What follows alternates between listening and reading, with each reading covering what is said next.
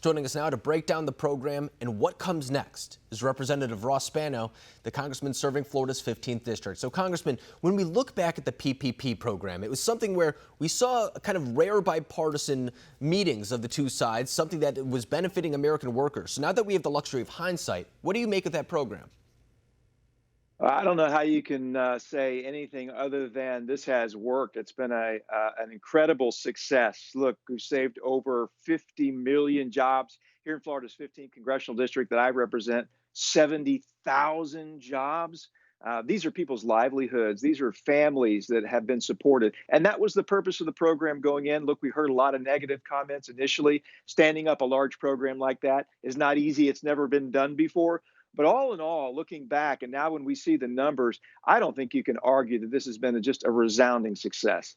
And you say that it's never been done before, and to me that makes it even that much more impressive, because usually you have Absolutely. a sort of a game plan to go off of, an understanding of what works, what doesn't work. This was something that we've essentially never tried before. I mean, yes, we have infused money into the economy, things of that sort, but this was an instance where we turned off the economy, tried to supplement the paychecks of individuals to keep them on their payrolls. I mean, it's something that's a very remarkable achievement. So as we look ahead, as economies are opening and closing, do you think this is something we'll try again? Well, I hope it's not necessary, right? But I think there's a model here for success. It definitely worked. I heard someone say along the way that it was kind of like building a plane as you're taking off. That's exactly what we did. We built the plane as we were taking off. So to answer your question, however, I hope it's not necessary. I hope we can continue to reopen safely, and there will not be a need. I think the numbers that have shown job growth, growth in the economy show that I think we're well on our way to recovery. Let's all hope we don't have to go there. And when it comes to something such as stimulus checks, that was something that maybe didn't go as far in helping the average American the same way as keeping them on a payroll to begin with, but it was a sign of relief for a lot of them during a time where they weren't making paychecks, they weren't making an income. A lot of them didn't know how they were going to pay their rent. It was something as very simple as that. And now we look ahead and acknowledging once again that some economies may be going backwards a little bit. For example, here in California, they just tightened restrictions in some counties, but something that we're seeing across the country as cases surge. Do you think that another round of coronavirus stimulus checks are in the works? Well, you know what? I've heard that rumored, and I've heard rumor on Capitol Hill about it. Yeah. I would be, quite frankly, very suspect because we've just spent $3 trillion we didn't have.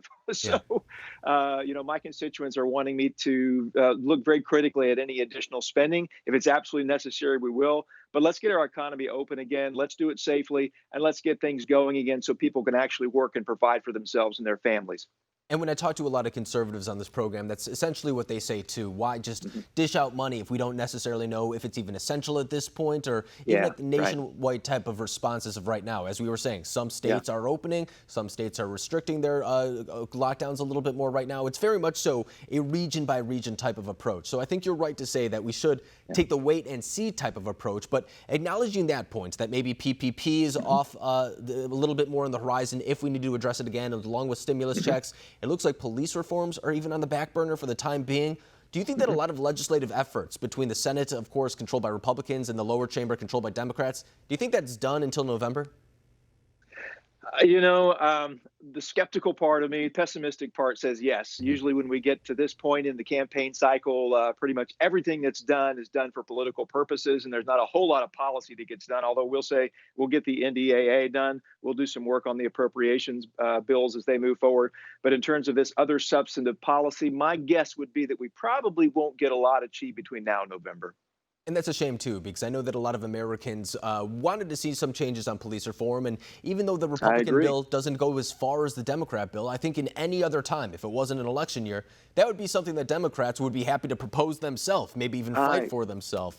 In fact, your colleague in the upper chamber, Senator Tim Scott, said that very same thing. It may not be the substance of the bill. It may be who's proposing that bill. But before I let you go, too, just last week, the USMCA was enacted. It's a big achievement for the United States, another bipartisan type of agreement, I would say, because, of course, the House did approve that as well. How big is that for the moment right now coming out of this coronavirus pandemic? Oh, I think it's going to be huge. I mean, estimates were that it would add billions of dollars, to our economy each year. And I'm optimistic that that will take place. And that shows you what we can do when we work together, right? Yeah. So I think that's going to be an incredible asset and benefit to the economy overall as we begin to work our way out of this downturn. I'm hopeful this recovery is going to be a V.